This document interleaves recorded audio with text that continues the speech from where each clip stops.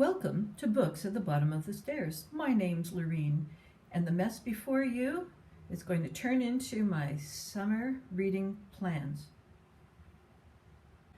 I've sat here for a couple of minutes with the camera running. I'm not even really sure, how to start sometimes. You've got a big pile of books, and I'm thinking to myself, do you guys really care what my TBR is? I hardly ever watch anybody else's TBR because I think, give me the goods. I want to know whether something was a good book to read or not. I hardly ever invest the time in someone else's plans because, as someone in my life once told me, plans are predetermined disappointments. So I found that to be very true over time.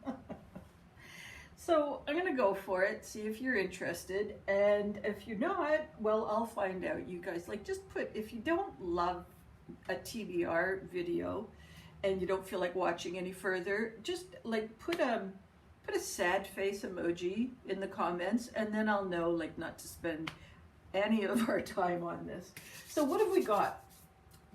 This one I received at Christmas. It's a beautiful book, The Eyes and the Impossible by Dave Edgers, and I talked about it I think at Christmas.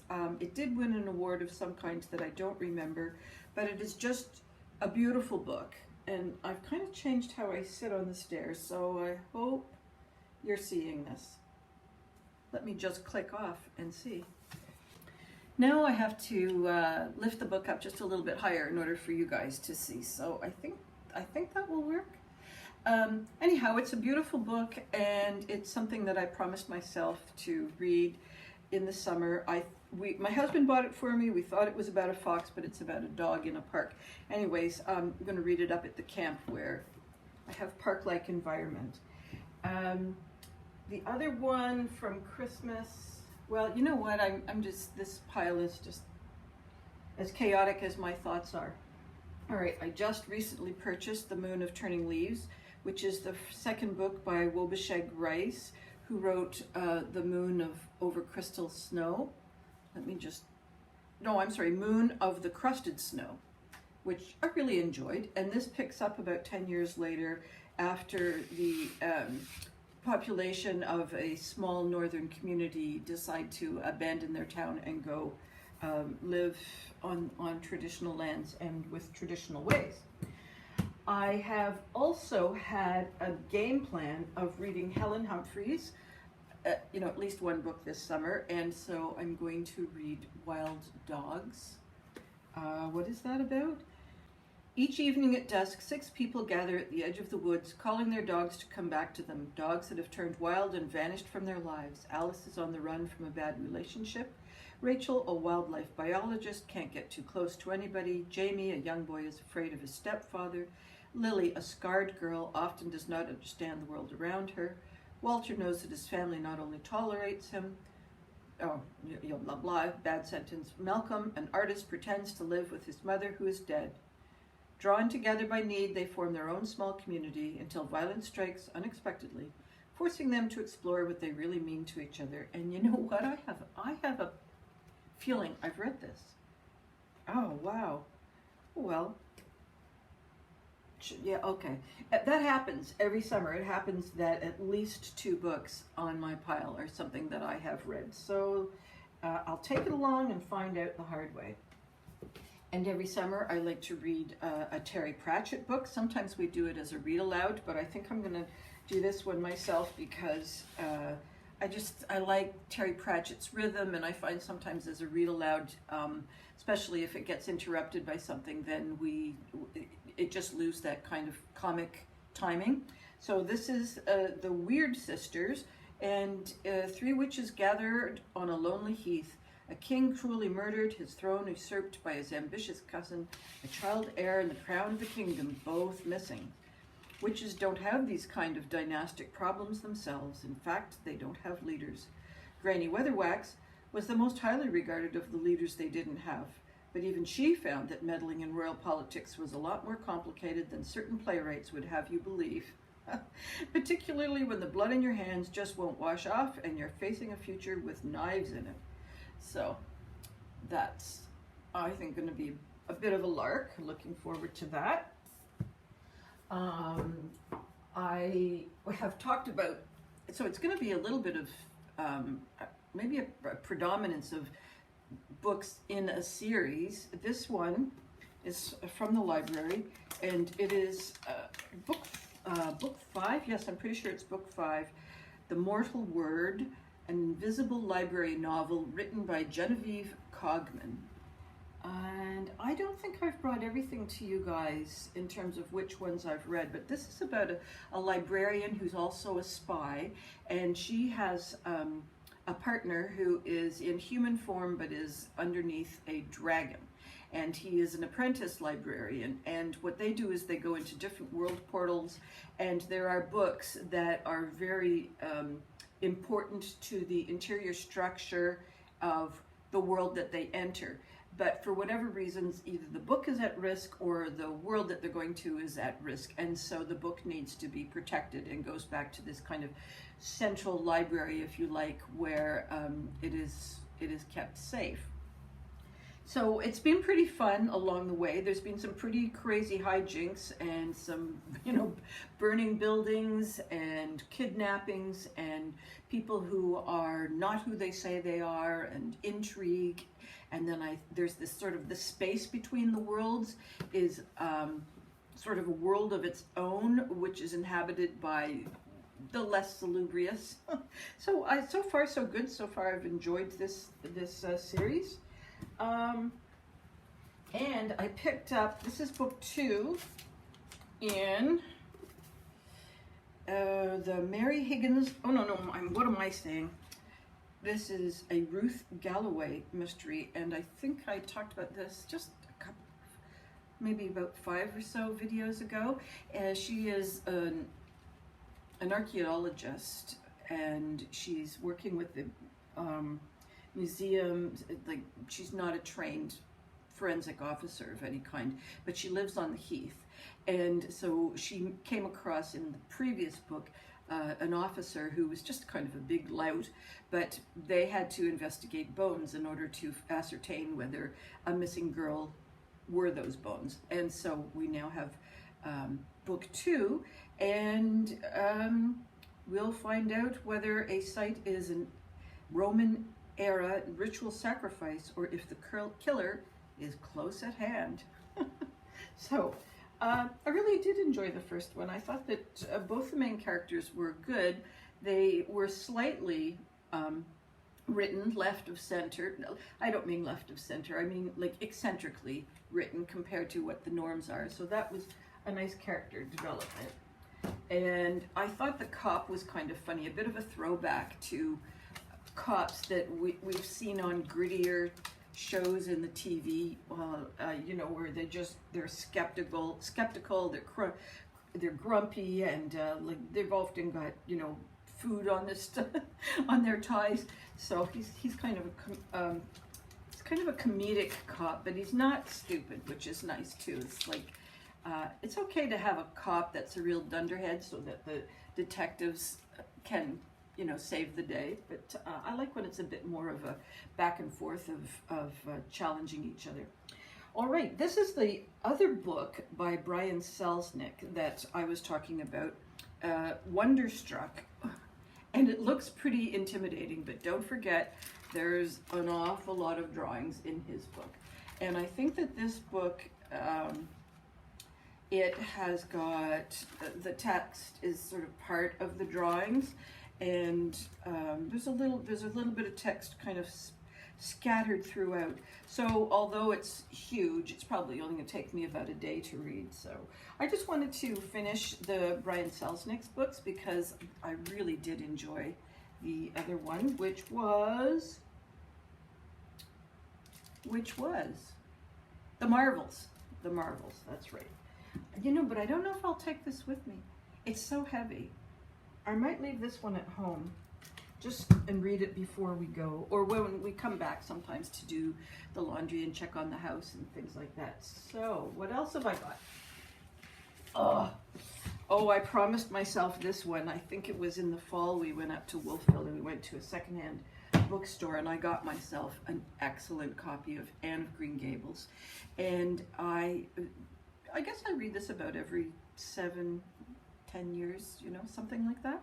And so I treated myself to a very nice copy, because I think I showed you all my little paperback copy is part of a threesome.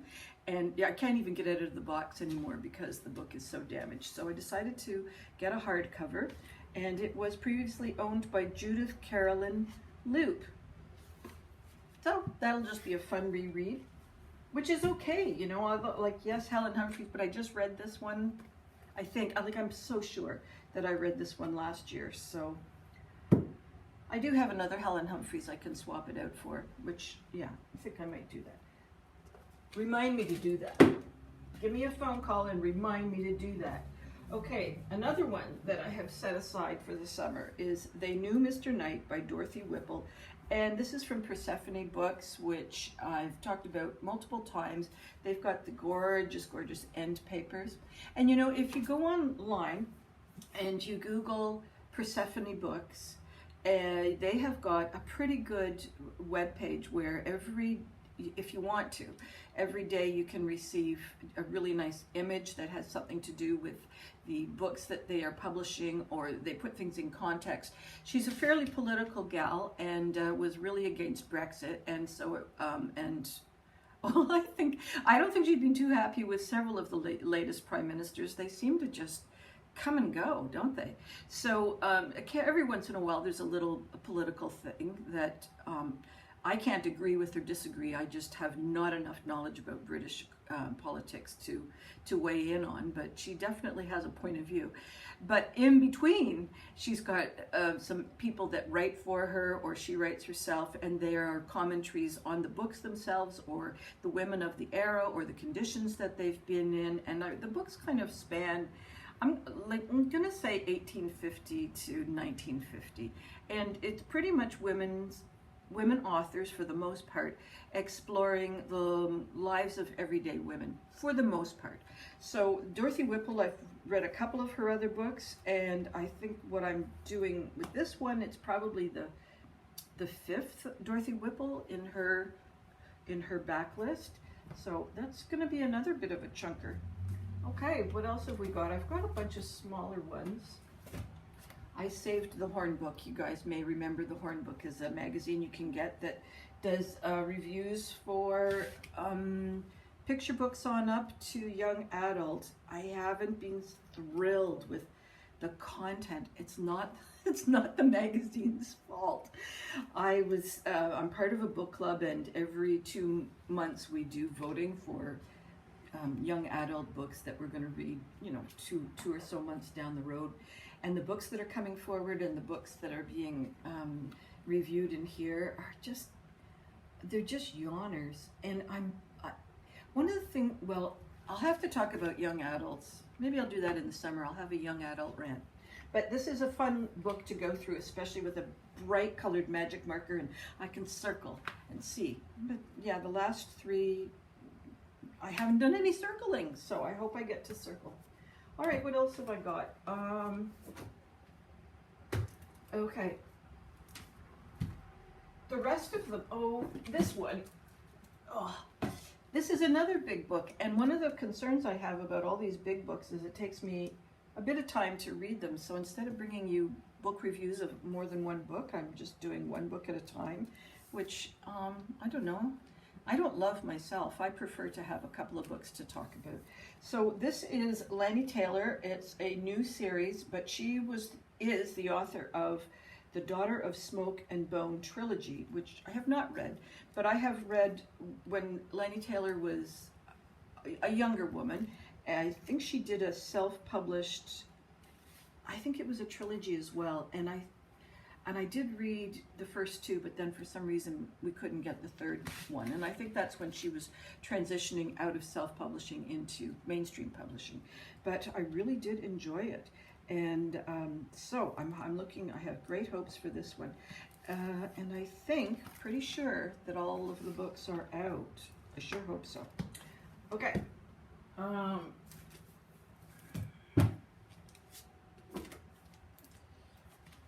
Another series I'm just going to continue with is The Lockwood and Company by Jonathan Stroud. And this is book 2. I spoke about this not too long ago. book one, and lots of adventures, and Lockwood is the main character.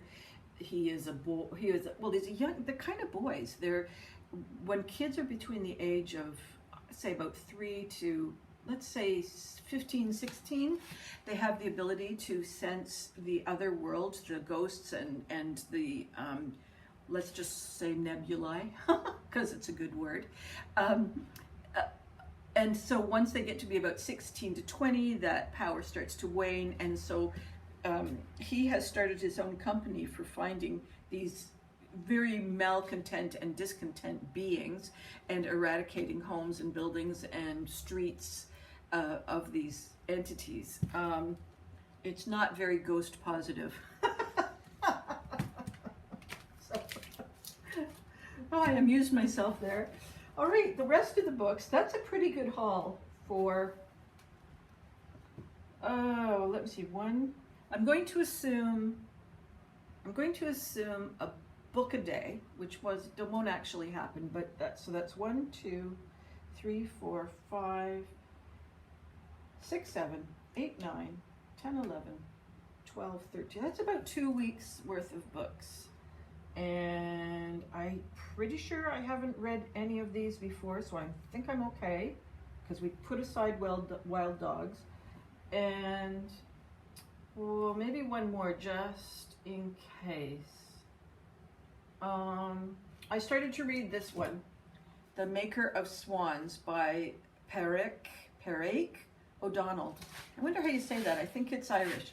And this is kind of interesting. There's Mr. Crow, who's famed for some kind of gifts, and he's very eccentric and it, at the moment, seems pretty amoral. But I think he's got one of those morality scales that's just very intact, but unexpected. And then we've got the butler, who is trying to clean up Mr. Crow's messes. And then we've got a young girl who, what was her name? Was it Clara? Clara.